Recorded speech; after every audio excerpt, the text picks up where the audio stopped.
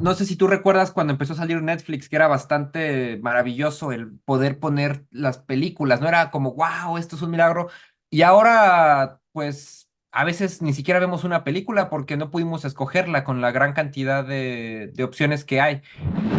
En una época con tal cantidad de información, lo más importante y lo más urgente que tenemos que hacer es descubrir para qué estamos aquí y qué, como diría Picasso, descubrir cuál es nuestro don y luego dárselo a los demás.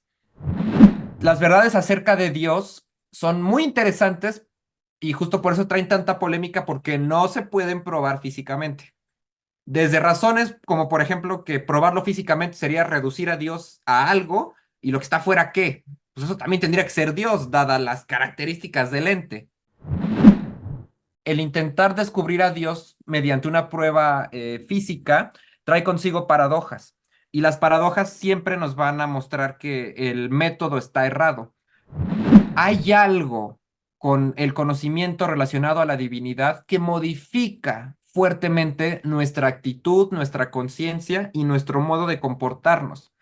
Y es así como deberíamos entender a la divinidad, como algo que guarda conexión esencial con el sentido, no con las cosas, porque tal caso sería todo, dado que pues todo lo que existe tendría que venir de esta causa primera, y entonces el análisis físico pues se vuelve hasta cierto punto ingenuo. Y justo como alguna vez me dijo un gran, extraordinario profesor que tuve, el doctor Estefano Straulino, nos cuesta mucho trabajo creer en las cosas que nos hacen bien. La siguiente es una conversación con Ricardo Manjarres, filósofo, psicoterapeuta, locutor de radio, políglota, docente. Yo soy Héctor y esto es un café con Ek. ¿Quién es Ricardo Manjarres? Empezamos fuerte. Em, híjole, pues un ser humano en primer lugar, pero bueno, soy un filósofo, soy políglota también, soy psicólogo y, y pues un enamorado de todo lo que tenga que ver con la humanidad misma, creo yo.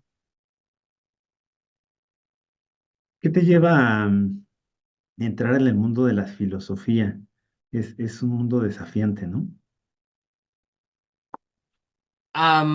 Es interesante cómo lo planteas porque honestamente creo que lo desafiante sería vivir sin filosofía, porque es como vivir sin herramientas, pienso yo.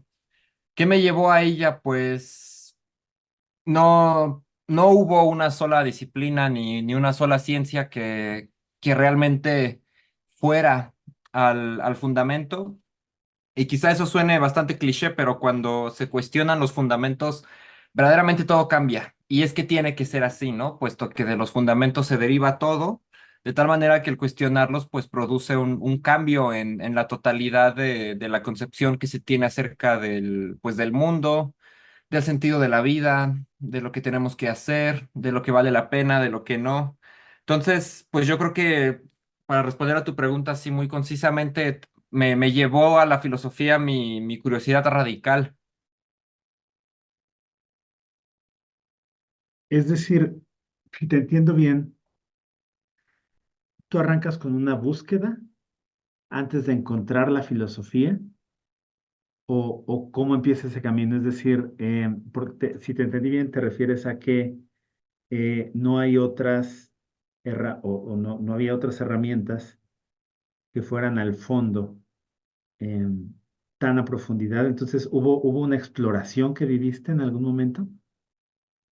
Sí, y digo, yo sé que suena muy fuerte, pero sí, no existe ninguna otra disciplina como la filosofía que sea capaz de ir tan hondo a cuestionar los cimientos mismos de la realidad.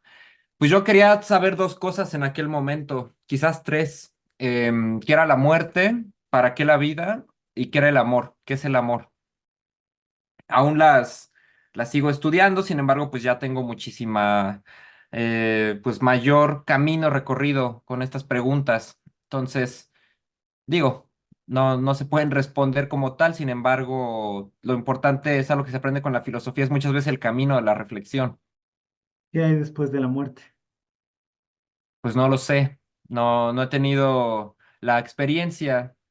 Sin embargo, pues los argumentos apuntan a que la cuestión pervive, el alma es inmortal, la lógica con la que funciona el mundo apunta a que nuestras acciones sí tienen, pues, responsabilidad, a saber, el estado con el que lleguemos a la hora de la hora y la situación interior en la que estemos va a ser definitoria, o al menos eso apunta a la razón, eso apuntan los argumentos racionales, pero bueno, es una vivencia, si es que se le puede llamar vivencia a la muerte, más bien es una determinación que por sus propias circunstancias pues no se puede explorar.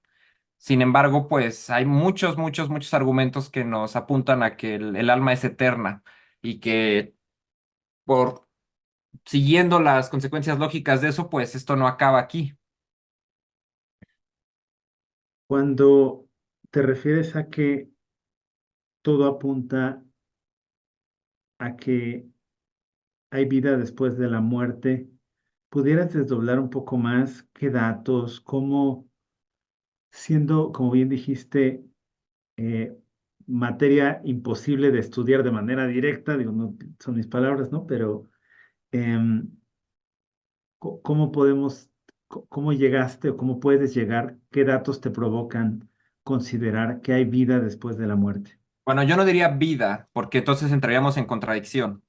Lo que parece es que el alma, bueno, no es que parezca, el alma no muere, porque para que el alma muera tendría que tener el principio de muerte en sí misma, es decir, habría una contradicción en su propia naturaleza, puesto que el alma es el principio de vida, más puntualmente dicho, el principio de movimiento, de tal manera que si en ella misma estuviese el principio de que la detiene, que la frena, pues sería una naturaleza contradictoria, lo cual sabemos que no puede ser el caso.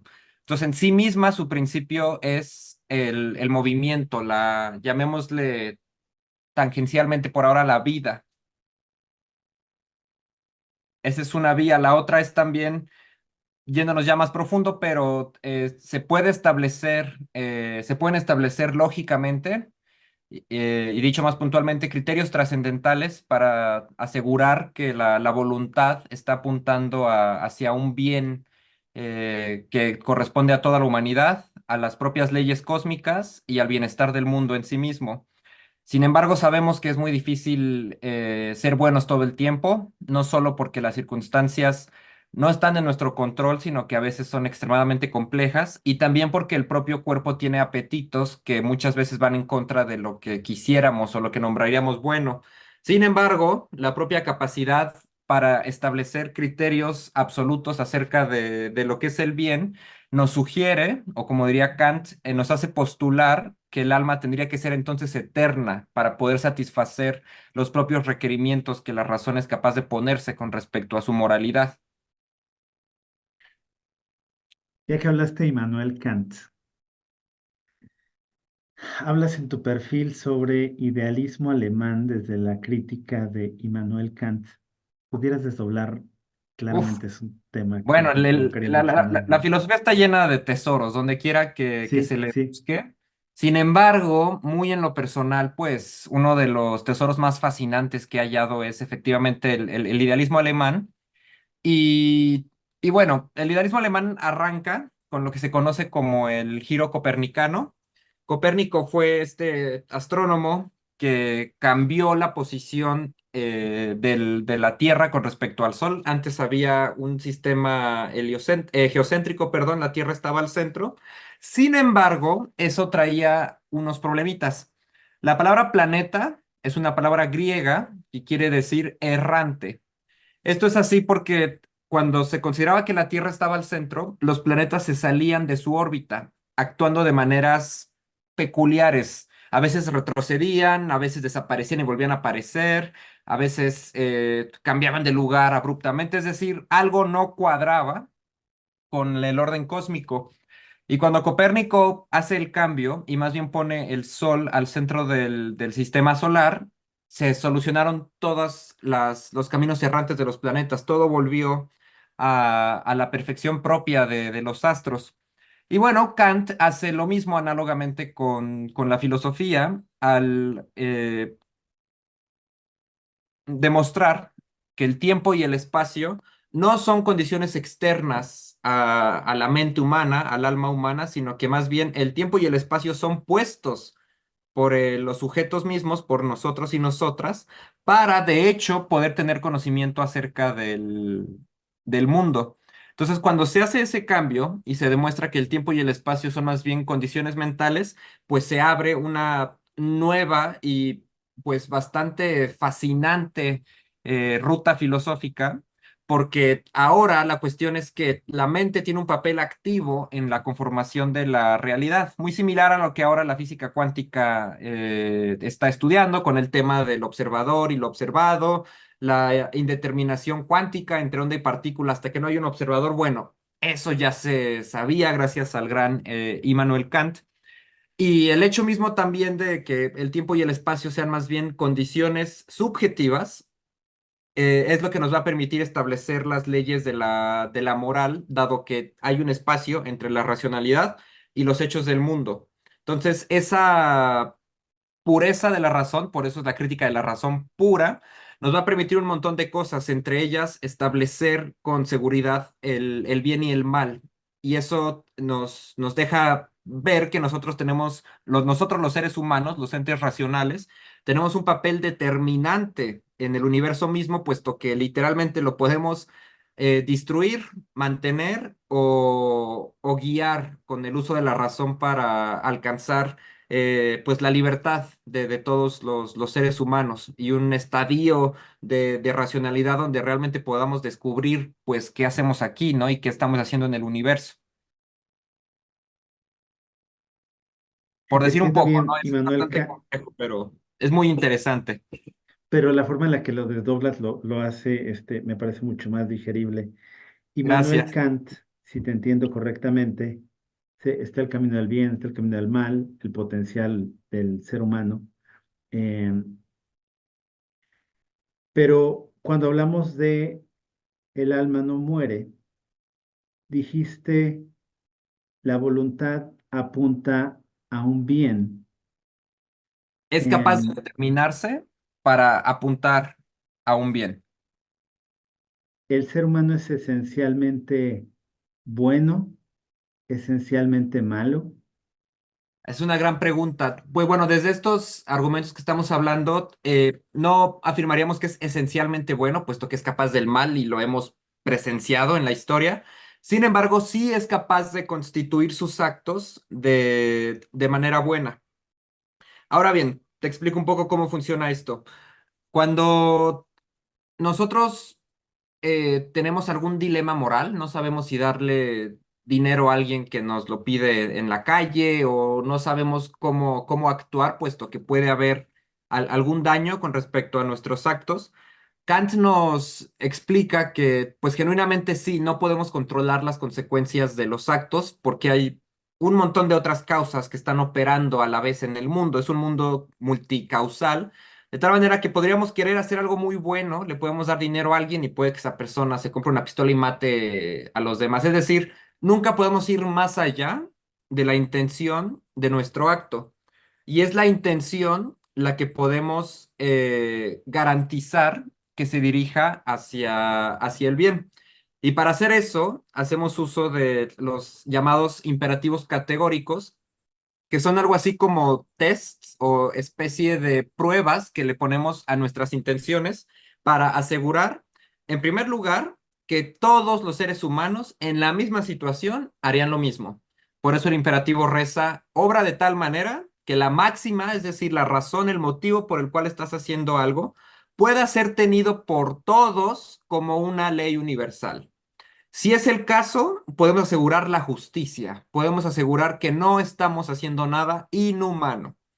El segundo imperativo reza, obra de tal manera que la máxima de tu acción no trate a los demás únicamente como medios, sino como ciudadanos del reino de los fines. ¿Qué quiere decir eso? Que tratemos a todos como capaces del bien y el mal, con el sumo respeto que le debemos a aquel agente racional que no solo constituye mediante su propia mente, ayuda a constituir la realidad, en la interacción entre las cosas del mundo y la propia mente, sino que además pues es un otro ser que puede determinar el destino del mundo.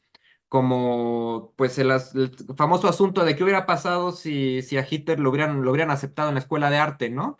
Es decir, siempre tenemos que respetar a las otras personas la dignidad propia de un ser capaz de determinar el bien y el mal. Y el tercer imperativo es obra de tal manera que la máxima de tu acción pueda ser tenida como una ley universal del universo, una ley cósmica. Es decir, si no se cumple esa universalización, el mundo entero caería en contradicción. Por ejemplo, robar.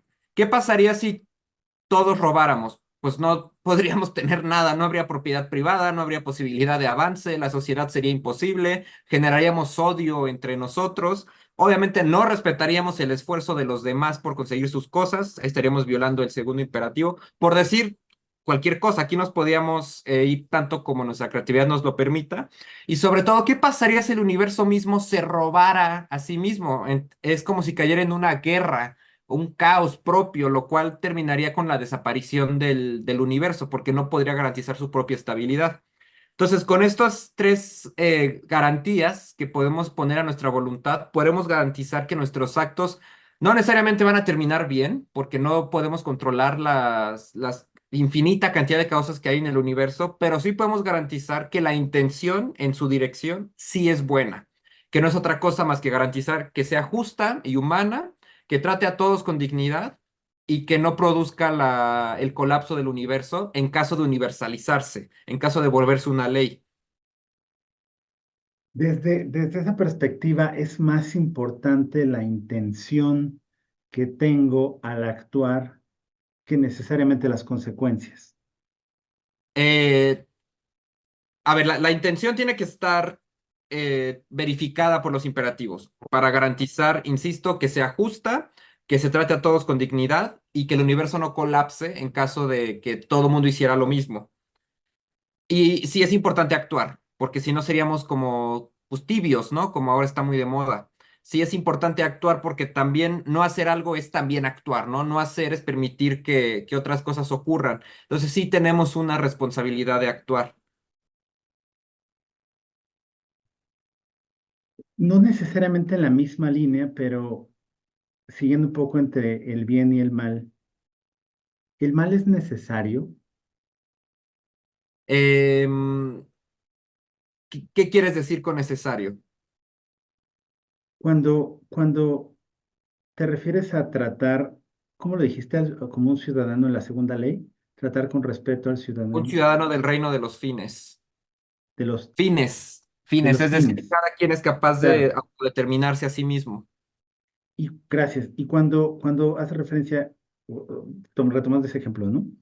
Hitler, si no hubiese sido el personaje que conocemos, ¿no? Em, ¿Y qué hubiera pasado? ¿No? Imposible de considerar, pero el personaje, por lo menos la figura del personaje que conocemos, ¿no? Tiene un impacto y ese impacto es terrible, es deleznable, es catastrófico, ¿no? Pero derivado de ese evento, no sé, hay y posiblemente es un dato incompleto, pero alguna vez leí que los baby boomers, ¿no? Ocurren después de la Segunda Guerra Mundial, ¿no?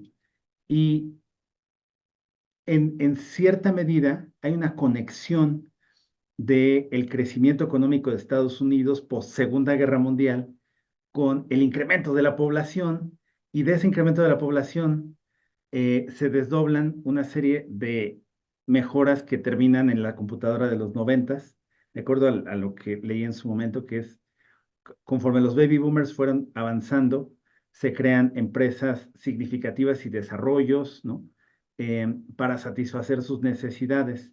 Entonces, esa prosperidad de esa generación y de la economía de esa generación, en cierta medida tiene una relación con el evento de la Segunda Guerra Mundial y en consecuencia la Segunda Guerra Mundial no se puede entender sin la participación de Hitler, ¿no? Ujú. Entonces, desde ahí, el mal tiene un papel que jugar en el mundo. Sí, entiendo a dónde vas y vamos, o sea, el mal existe, sí. ¿tiene un papel en el mundo? Pues sí, pero asegurar que del mal se produzca el bien, caeríamos en contradicción, porque si el mal es mal, no puede producir el bien.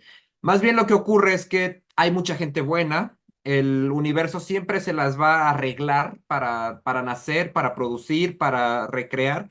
Es decir, no, los actos de este hombre no fueron beneficiosos, más bien la humanidad siempre se las va a arreglar para salir adelante, incluso a partir de la catástrofe.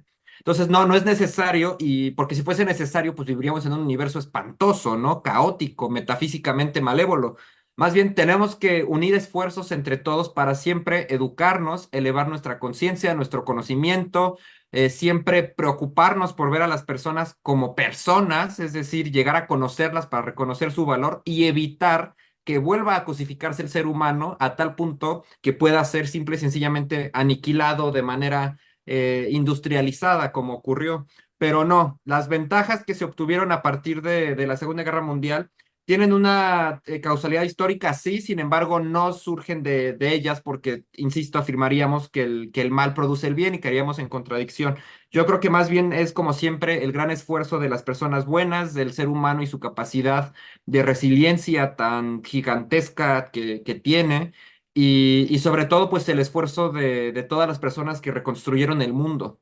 Y por supuesto que lo que pasó trajo experiencia a partir de una causa espantosa y terrible, pero bueno, de todo se puede aprender y específicamente tenemos que aprender de eso para con todo nuestro esfuerzo evitar que se vuelva a repetir.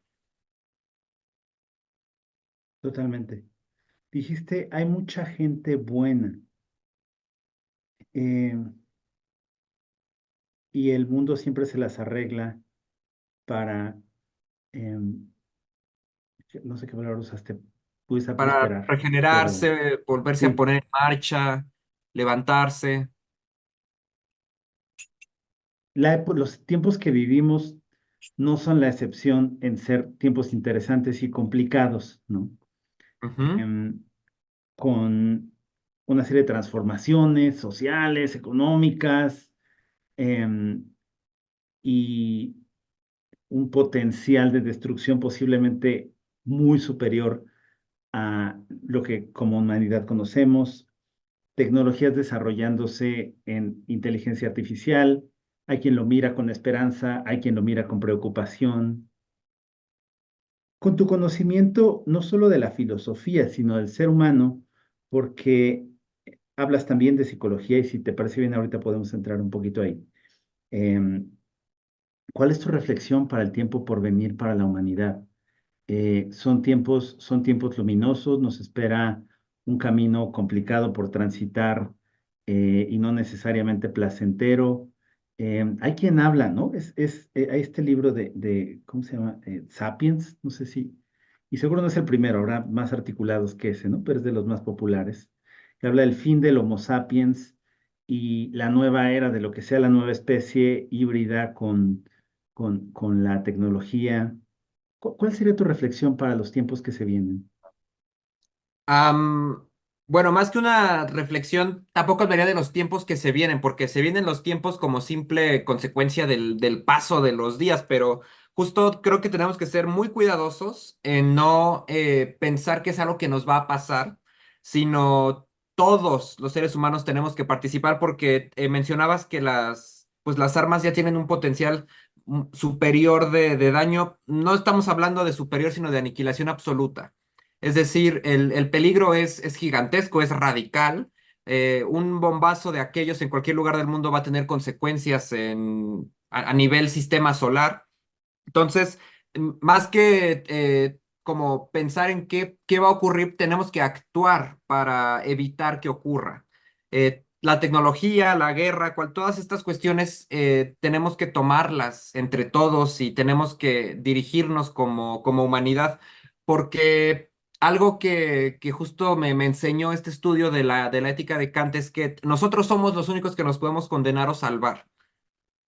Está en nuestras manos el ser el salvador de la humanidad o ser su destructor. Y por eso mismo tenemos que generar conciencia, tenemos que hablar, tenemos que estudiar, tenemos que ayudar a las personas a que estudien más, a que se eduquen más, porque si no estamos dejando nuestra existencia en manos de unos cuantos. Somos más 8.000 millones creo ya, no sé, no tengo bien el dato, pero bueno, no podemos dejar el destino de todos nosotros y todas nosotras en manos de unas cuantas personas con micrófonos y atriles, sino que somos todos y todas y todos los seres humanos tenemos que unirnos y ayudarnos a generar mayor conciencia, porque creo que a veces se nos olvida que nosotros somos los únicos que nos podemos salvar, nosotros y nosotras.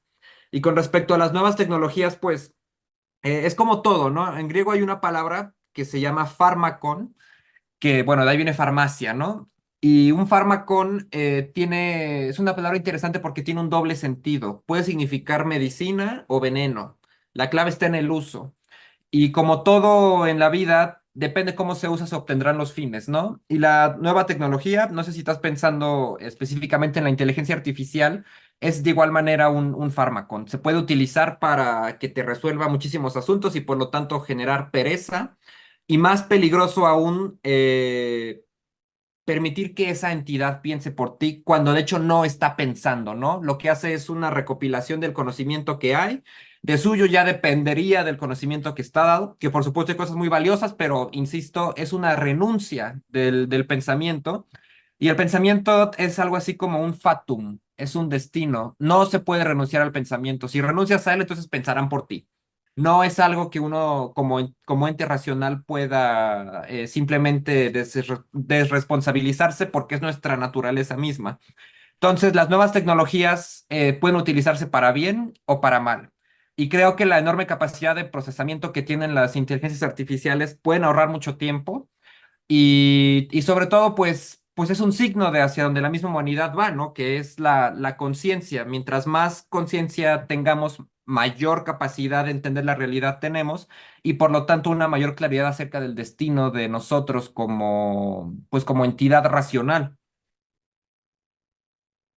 Gracias. Cuando te refieres a generar conciencia, ¿qué puede hacer un ciudadano de a pie, por así decirlo, em, para comenzar a elevar, ¿no? Despertar, cultivar? Es tomar algunos libros y empezar a leerlos. em, ¿Cómo puede un ciudadano comenzar a ejercer esa acción propositiva, ¿no? En pro de todos. Claro, sí, aquí valdría la pena hablar de los dos tipos de acción que los griegos, especialmente, bueno, no especialmente, Aristóteles lo trata muy bien, que existen. Está, por ejemplo, el movimiento poético, que tiene como intención un producto. De ahí viene, por ejemplo, el poeta, ¿no? Porque el poema es el producto del poeta. Y está el movimiento de energía, el cual es inmanente. Es decir, es un movimiento que empieza en el sujeto y termina en el sujeto mismo. El conocimiento es energía, es decir, es algo que va perfeccionando al sujeto que lo adquiere. Ganar conciencia no es otra cosa más que la capacidad de comprender el mundo como una totalidad. Entonces, hay mucha gente que no le gusta leer, entonces si yo te dijera, pues es que hay que leer más libros, pues no es realista, porque a mucha gente no le gusta leer. Entonces, más bien simplemente los invitaría a que se pregunten, ¿para qué hago lo que hago? Es decir, que simple y sencillamente se pregunten cuál es la finalidad que tienen el conjunto de las acciones que hacen todos los días. Porque si lo hacen todos los días, pues después van a ser todas las semanas y después todos los meses y pues realmente somos lo que hacemos. Entonces, en el instante en el que empezamos a cuestionar las más mínimas cosas que hacemos, empezamos a tener control de nuestra vida.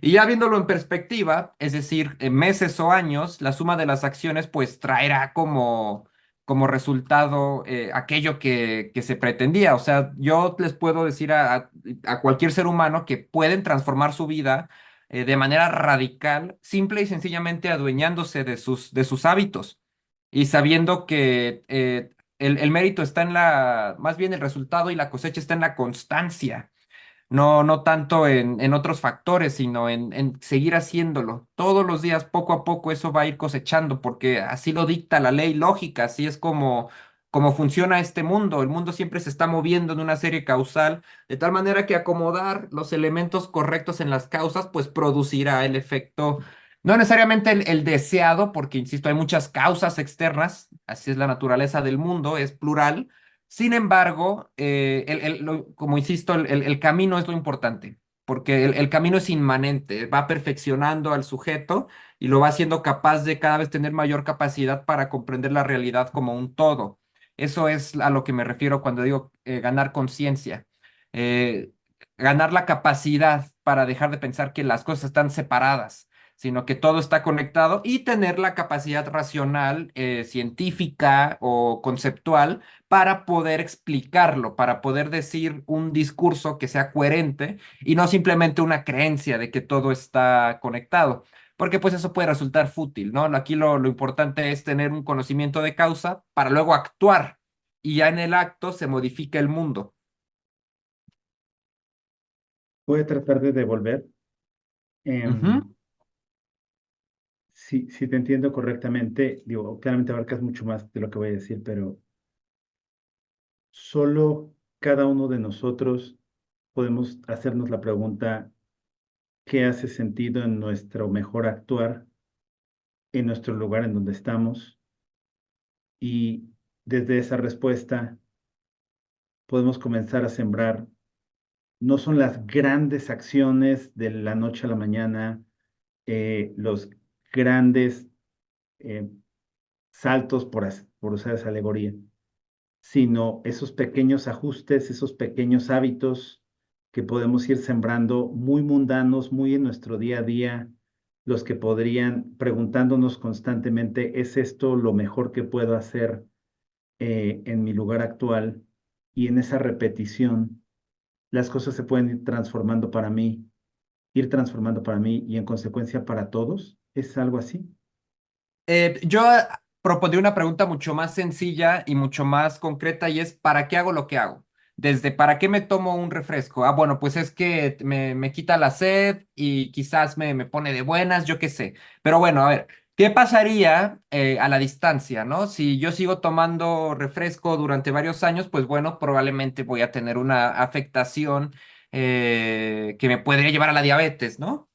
O para qué voy al gimnasio? Bueno, pues para ponerme más atractivo. Sí, pero bueno, también a la larga eso va a permitir que en la vejez tengas mayor capacidad de movilidad, no tengas tantos dolores, no dependas de las demás personas. El propio mejoramiento de tu cuerpo te va a traer mayor autoestima, más confianza. Es decir, cuando nos preguntamos el para qué, podemos empezar a tener acceso a una perspectiva que nos va a mostrar dónde vamos a estar con el paso del tiempo.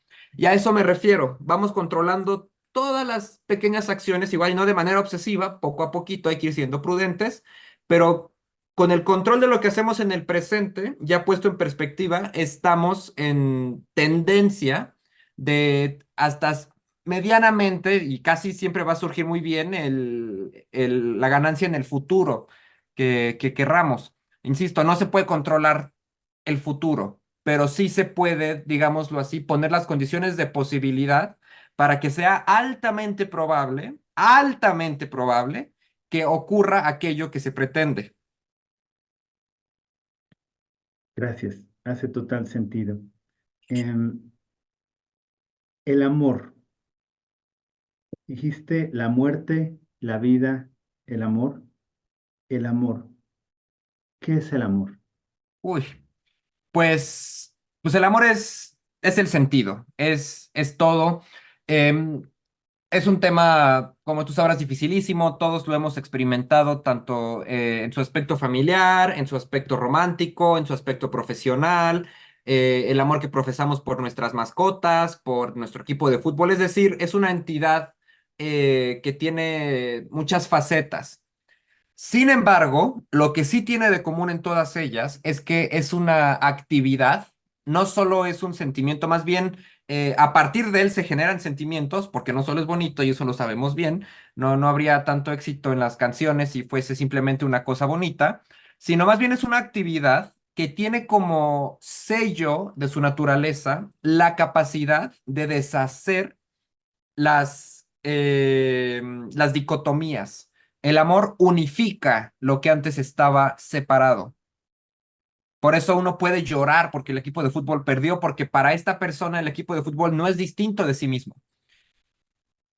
También por eso duele tanto la pérdida de una mascota y por eso se aprecia tanto a la mascota, porque la mascota está con nosotros literalmente. Se sienta junto a ti, te acompaña, son las 4 de la mañana y se levanta contigo al baño. Es decir, siempre está la unidad como la naturaleza propia del amor.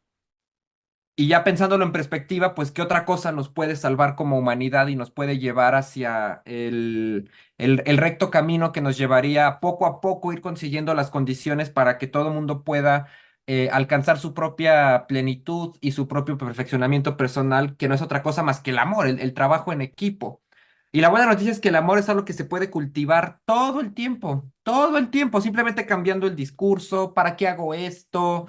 Está bien maldecir, está bien juzgar, debería cultivar la envidia en mí o más bien aprender a cultivar la gratitud. Es decir, al ser una acción, los hábitos pueden contribuir a que se vaya gestando y gestando y gestando hasta que ya se vuelva una conducta natural en cada uno de nosotros y de nosotras.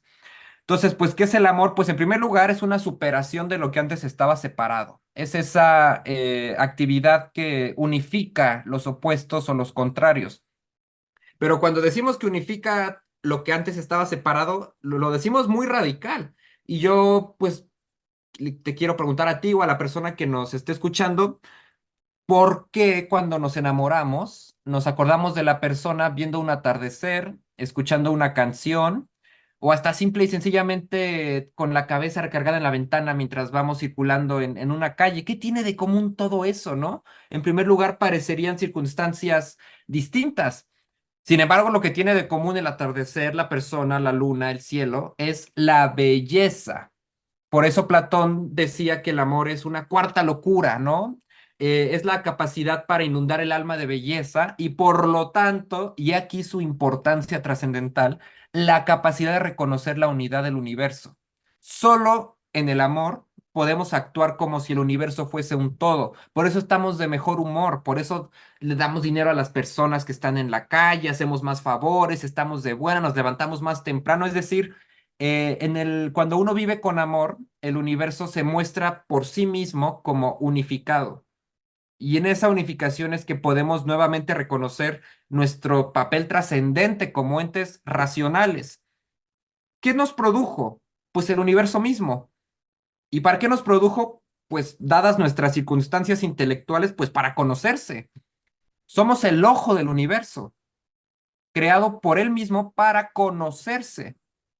Nuestro papel es fundamental porque somos el universo mismo conociéndose y trayendo nuestra capacidad para actuar en él a partir del conocimiento de sí mismo.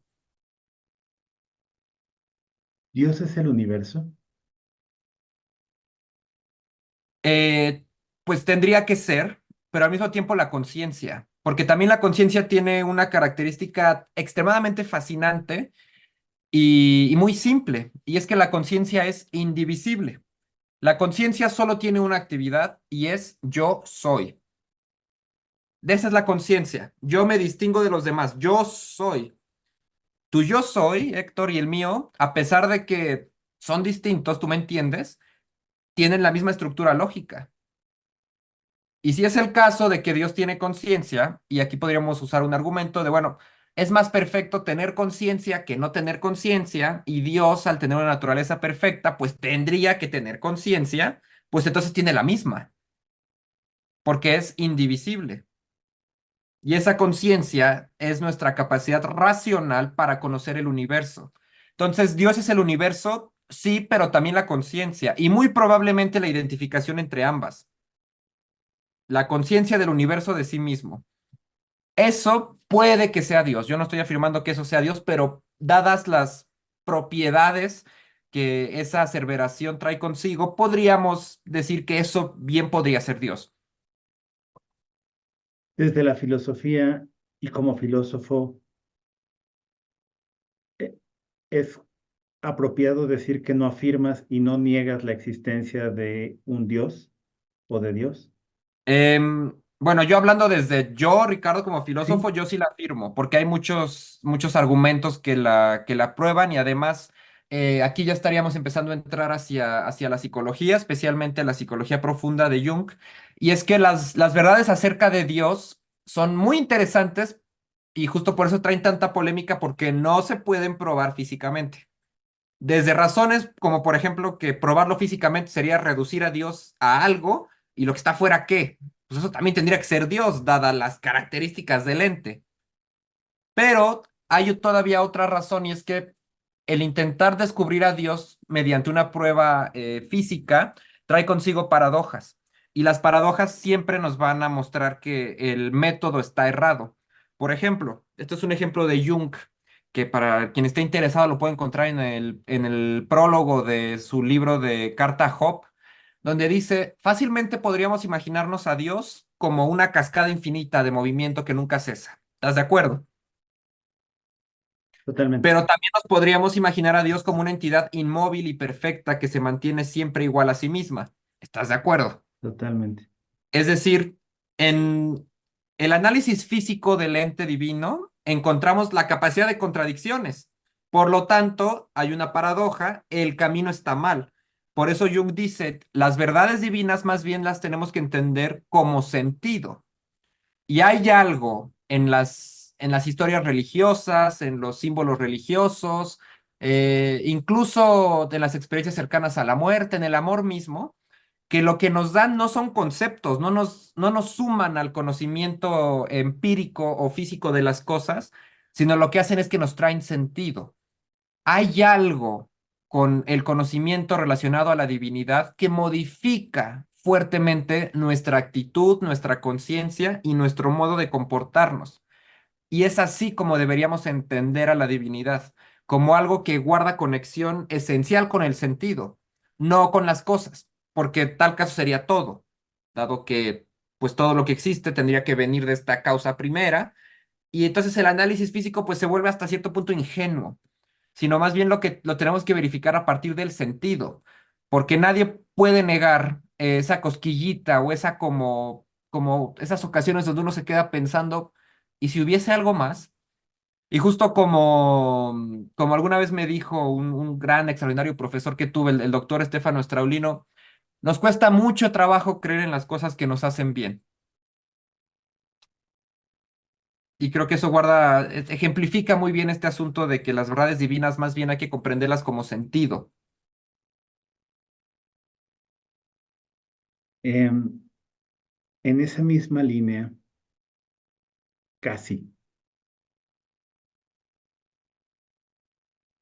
desdoblaste la existencia de Dios y la incapacidad que tenemos para concebirlo, comprenderlo, por usar esa palabra. Sin embargo, ¿Dios es bueno? Es una pregunta que no tiene sentido porque implica colocarlo solo de un lado del juicio, de la percepción. Sí, bueno, esa es una pregunta legendaria, ¿no? Mítica de la filosofía. Y te puedo decir que la respuesta que más me ha ayudado a ir comprendiendo este asunto es de Baruch Spinoza. Y es algo bastante chocante lo que dice, pero bueno, hace mucho sentido. Y lo que él dice es que el mal como tal únicamente puede ser comprendido cuando es hacia el cuerpo. Es decir, el mal es la enfermedad, es la muerte, es la miseria, puede ser el frío cuando llueve y uno no tiene techo, la falta de comida. Es decir, quien experimenta el mal como tal es el cuerpo. Y dañamos a las personas con el cuerpo, con el acto definitivo que sería la muerte, ¿no? Pero a nivel cósmico, no existe el bien y el mal, simplemente hay lo que hay, está lo que hay. El cuerpo es el único que puede recibir el mal y ese sí que nos toca a nosotros, es decir, nosotros somos los que hacemos el mal, no Dios. Ahora bien, no puede haber mal si no hubiese condiciones de posibilidad que lo permitieran, pues en ese sentido, pues sí se le podría culpar a Dios, pero ¿qué onda con la libertad, con el libre albedrío? Más bien se nos da con la conciencia la capacidad de ser libres y con esa libertad podemos hacer el mal. De tal manera que Dios sería una causa indirecta, pero no directa del mal. Y lo que sí podemos asegurar es que sea bueno, porque lo que llamamos bueno no es otra cosa más que la permanencia del ser. Algo resulta mejor mientras más ser pueda permitir. Por ejemplo, decimos que amamos a una plantita cuando la regamos, cuando la cuidamos, cuando la ponemos en el sol, es decir, nos hacemos cargo de su existencia, la queremos perseverar, queremos que dure para siempre. Y ahora tú te habrás dado cuenta que en este mundo terrenal, en este aspecto físico del universo, pues todo cambia, todo está cambiando constantemente, todo se mueve, nada permanece. ¿Estás de acuerdo? Totalmente. Ahora bien, si nada permanece, pues ¿por qué no se ha acabado? Porque hay una causa eterna que subyace al universo, que siempre está produciendo vida. Porque si nos quedáramos con la naturaleza mortal de los cuerpos de la materia, pues esto ya se hubiera acabado hace mucho. Sin embargo, no es el caso. Entonces, con esa lógica, pues sí, sí es bueno, porque está subsistiendo, está manteniendo el ser en todo lo que hay. Y todo lo que continuamente se transforma y se desarrolla, usando el ejemplo de la plantita que mencionabas. Así es. Em, es apropiado decir entonces, es sumamente revelador, lo que acabas muchas cosas de las que acabas de decir, pero en esencia, es apropiado decir, los eventos del universo son, ¿no? Ahora quien diría son neutros, pero son, ¿no? El ser humano es el único, posiblemente no el ser humano, pero partiendo que es el único que tiene conciencia, si te entendí correctamente, es el único capaz de experimentar el dolor por tratar de aglomerar todas esas experiencias incómodas, ¿no? Catastróficas en una sola palabra. Es el único capaz de experimentar ese sufrimiento, ese dolor, ese ejercimiento del mal, ¿no? Por decirlo así. Bueno, cualquier entidad con sistema nervioso puede experimentar el mal corporal, ¿no? También existe el mal mental, que llamémosle ansiedad, ¿no? Que justamente es atravesar una contradicción. Estamos viviendo una realidad que es, pero no queremos que sea. Y eso nos produce sufrimiento. Es decir, también hay a nivel mental. Pero si te entendí bien, el ser humano sí es el único ser capaz de producir el mal. Por ejemplo, los animales podrán comerse entre sí y hacer cosas, pues bastante cruentas, pero no lo hacen por maldad. Los animales nunca comen por placer, comen por necesidad, tampoco tienen, digo, aquí probablemente puede que me equivoque, aquí un biólogo, una bióloga me podría corregir, pero pareciera que incluso la reproducción la hacen meramente por necesidad. Únicamente nosotros somos capaces de ejecutar fines por, como diría si no mal recuerdo, fue el rey Fernando VII, por razones de nuestro bronco pecho. Es decir, el ser humano sí es el único ser capaz de ser egoísta, es decir, de anteponer sus fines a los de la comunidad y por lo tanto producir el mal. El mal siempre va a ser egoísmo, siempre. Siempre va a ser así como decíamos que la máxima de la acción en Kant es universalizar la justicia, la dignidad y la lógica universal. En el caso del mal es el egoísmo, la soberbia, que en el fondo también es egoísmo, es la creencia de estar por encima de los demás. Si existieran entidades eh, promotoras del mal, su único campo para ejercer es el ser humano. Es decir, las religiones abrámicas, ¿no? Parten de la posibilidad de existencia de ¿Hablas de entidades demonios? negativas, oscuras, perdón, ¿Hablas de demonios? ajá, su única naturaleza de existir tendría que ser orbitar alrededor del ser humano porque es el único capaz de ejercer el mal. ¿Es algo así? Bueno, a ver, es una pregunta muy difícil, milenaria, y la voy a responder como mejor pueda. Pero por supuesto que mi opinión está restringida a mis propias circunstancias y al conocimiento que yo tenga, que por supuesto es limitado, especialmente con estos temas. Pero primero habría que pensar qué tipo de entidades son, ¿no? Y la teología, especialmente la católica, y siendo más puntualmente Santo Tomás de Aquino, nos explica que las entidades angélicas, porque los demonios son también ángeles, son intelectuales, es decir, existen sin cuerpo, de tal manera que, a diferencia de nosotros, que percibimos y conocemos a partir de las cosas del mundo, ellos conocen conceptualmente. Es decir, a partir de un solo conocimiento, conocen todo, porque todo está conectado.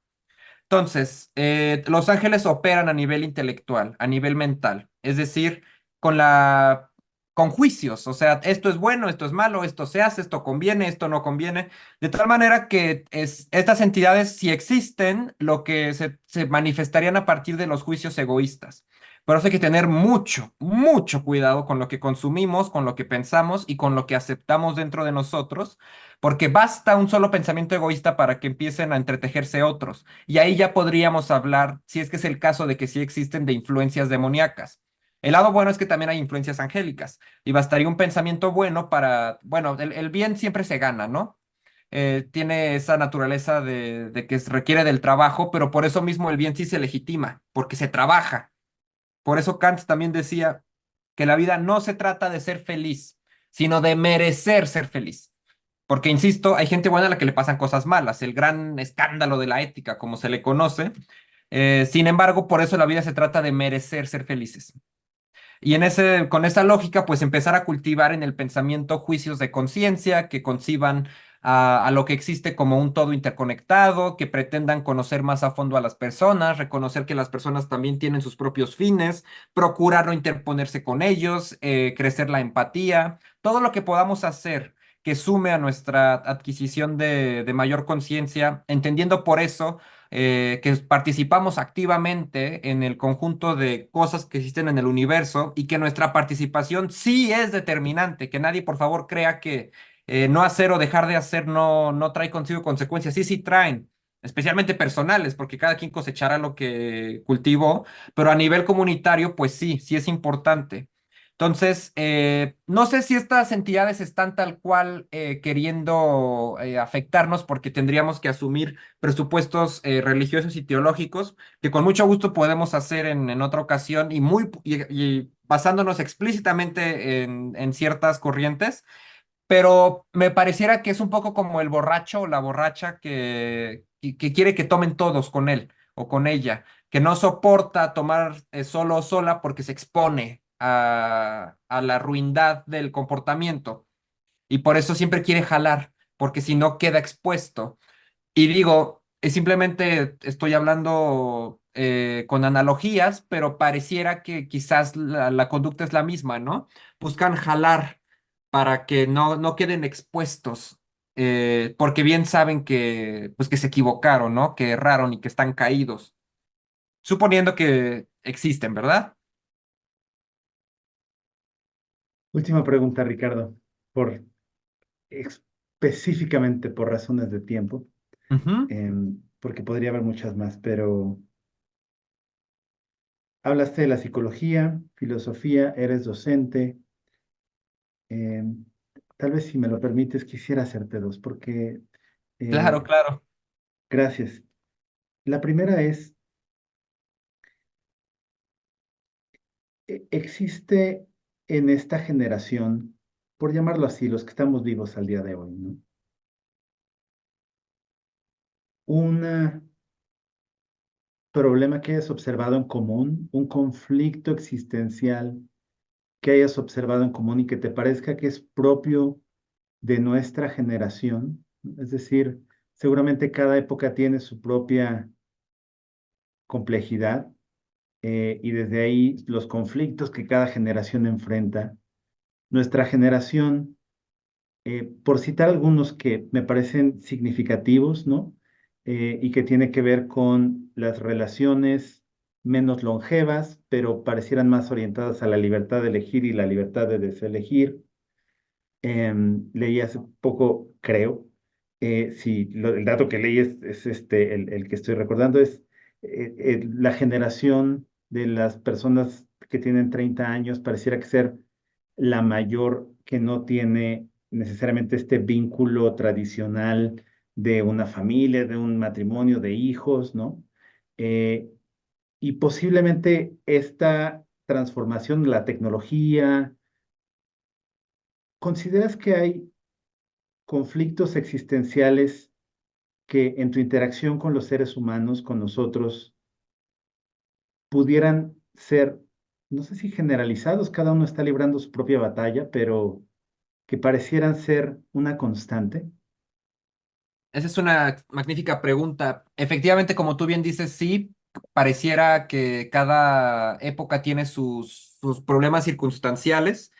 Y, a ver, es que son varias cosas. A ver, en primer lugar, vivimos una época donde uno puede no aburrirse. Hay toneladas de maneras para no aburrirse.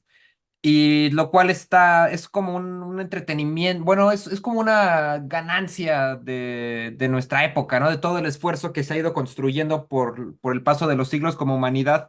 Ya ganamos ese privilegio de tener remedios para el ocio.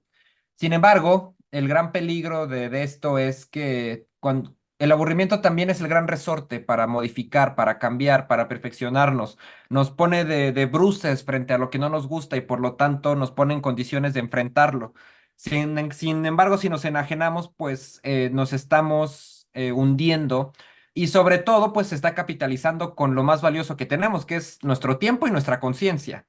Y hay mucha gente que gana millones de dólares para encargarse de garantizar que tengamos la conciencia prendida de las pantallas.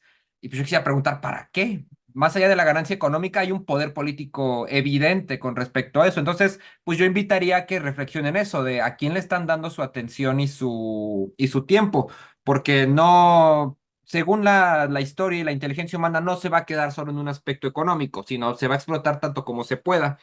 También creo que hemos ya resuelto muchísimos problemas materiales, digámoslo así. Tenemos tuberías, tenemos vacunas, tenemos excusados, por decir cosas medio triviales, pero es que es mucho más cómodo existir ahora que antes. De tal manera que muchos de los roles de la sociedad han cambiado y sobre todo se han liberado nuevos. Por eso también creo que ahora es mucho más difícil saber qué es lo que uno quiere hacer. O si alguien decide ya no tener una familia y dedicarse a viajar, o dedicarse a su carrera profesional, o abandonar los roles típicos de género, pues es que sí, ya es posible, porque los roles sociales ya no están ahí para garantizar la existencia, sino que ya hemos logrado avanzar mucho con respecto a la esperanza de vida, a los servicios médicos. Es decir, pues sí. La libertad ya se nos está imponiendo de golpe y tenemos ahora que aprender a establecer nuevos roles, nuevas cosas, nuevas tareas, nuevos deberes. Estamos viviendo eso, ¿no? El renacimiento de la humanidad en tanto que la libertad, al menos pues en muchos países, hay algunas zonas donde tristemente se viven cosas muy terribles con respecto a la libertad de los seres humanos, pero allá hay muchos lugares en donde pues la libertad ya exige ahora que nos hagamos cargo de ella, trayendo consigo nuevos roles. No sé si eso responde tu pregunta o si dejé algo de lado. Totalmente. Y en consecuencia, ahora, ¿te refieres a que el conflicto existencial al que nos enfrentamos tiene que ver con esta capacidad de elección que nunca antes habíamos tenido de posibilidades y desde ahí es complicado como ejercer nuestra capacidad de decisión y sostenerla a través del tiempo? No todo el conflicto existencial, porque seguramente hay muchos otros valores, pero sí creo que o sea, no sé si tú recuerdas cuando empezó a salir Netflix, que era bastante maravilloso el poder poner las películas, ¿no? Era como, wow, esto es un milagro. Y ahora, pues, a veces ni siquiera vemos una película porque no pudimos escogerla con la gran cantidad de opciones que hay. Es decir, nunca habíamos vivido en una época con tanta información, pero al mismo tiempo el entretenimiento, por el entretenimiento en sí mismo, ha producido que también la conciencia esté dormida. Y por eso tenemos tanto y no sabemos qué escoger. ¿Por qué? Porque no sabemos hacia dónde ir. En una época con tal cantidad de información, lo más importante y lo más urgente que tenemos que hacer es descubrir para qué estamos aquí y qué, como diría Picasso, descubrir cuál es nuestro don y luego dárselo a los demás. Entonces, Me parece eso yo bien creo que para urge. totalmente, totalmente, solo que queda una pregunta para la siguiente conversación en este sentido. Me queda la otra que ahorita si lo ves bien te la hago. Pero queda la pregunta para la siguiente conversación. ¿Cómo descubre un ser humano ese sentido de su vida que reemplaza ese vacío? Pero si te parece bien, quisiera hacerte la última pregunta. Ujú. Em, dijiste políglota. Veo detrás de ti un libro en sánscrito. Me parece que en algún momento vi o escuché que también conoces el griego, entonces conoces las lenguas madre. La Biblia se lee diferente desde las lenguas madre. Los que no conocemos las lenguas madre podemos acceder al conocimiento pese a las dificultades de las traducciones y las interpretaciones. O es un texto completamente distinto el que subyace en los textos, no sé si son originales, ¿no? Pero por lo menos en las lenguas más antiguas disponibles, em, al texto que tenemos hoy en día disponible existen más versiones. Cuando hablamos de la Biblia tenemos que hablar de un montón de versiones, pero por lo menos en las distintas versiones disponibles en castellano. Mira, yo no, o sea, de la Biblia solo he leído y fragmentos que estén en griego, no conozco las lenguas semíticas, me encantaría, es un proyecto que tengo más adelante, pero em, por supuesto que se pueden acceder a las traducciones, al conocimiento, o sea, siempre va a ser mejor leer que no leer, ¿no? Es como ir al gimnasio y hacer 4 series en lugar de 7. Bueno, eso simplemente va a ser mucho mejor que cero, ¿me explico? Entonces yo invito a todos a que se sumerjan, sea como sea, vale siempre la pena, porque como les decía, el conocimiento es inmanente, es decir, se va perfeccionando el sujeto. Pero bueno, sí hay una diferencia gigantesca, sí vale la pena aprender todos los idiomas que se puedan. Las obras en sus idiomas originales, por supuesto que tienen una riqueza extraordinaria, y no porque sean mejores, sino que la propia confrontación con nuestra lengua madre y las otras que sepamos con aquella, pues ya trae consigo muchas cosas de altísima riqueza. Pues tan solo, por ejemplo, el hecho de saber que la palabra para conocimiento inmanente en griego sea energeia, pues ya nos deja pensando mucho, ¿no? Por la enorme cantidad de connotaciones que la palabra energía tiene en nuestros tiempos y que sigue manteniendo esencialmente el mismo significado. Es decir, los idiomas sí son difíciles de aprender, algunos más que otros, son actividades que toman años, pero la recompensa es magnífica, y no solo en términos de conocimiento, sino que los idiomas te van a traer a quienes los hablan. Es decir, los idiomas te traen personas. Y realmente el tener la oportunidad de convivir con personas culturalmente tan distantes es magnífico porque siguen siendo seres humanos, solo que sus mentes y sus corazones operan de manera distinta, digámoslo así. Entonces es un tesoro inagotable, y siempre, siempre, siempre voy a invitar a las personas a que se aventuren y que sepan de antemano que sí son difíciles, que sí es frustrante, que a veces sientes que no avanzas, sí, pero eso es lo bonito. Eso es lo bonito porque en el fondo es un gimnasio para la propia mente. Entonces, pues sí, sí se lee, sí, sí, la inversión de leer en la lengua original no tiene precio. Incluso es una vivencia que solo se puede vivir cuando se entiende, ¿me explico? Es ese tipo de cosas que solo se pueden vivir por uno mismo, por una misma, pero al hacerse, pues efectivamente la conciencia vuelve a crecer. Y además en ese instante hará sentido todo el esfuerzo. En ese instante, tanto leyendo las obras como conociendo personas, amigos, viajando, el solo hecho de poder comunicarte en otra lengua hace que valga la pena el esfuerzo de manera inmediata. Los idiomas son como los viajes, nadie regresa más pobre después de tanto hacerlos como de estudiarlos. Ricardo, gracias por tu tiempo. Fue un gusto, Héctor. Muchas gracias a ti por tus magníficas preguntas y por tu amabilidad. Te agradezco mucho.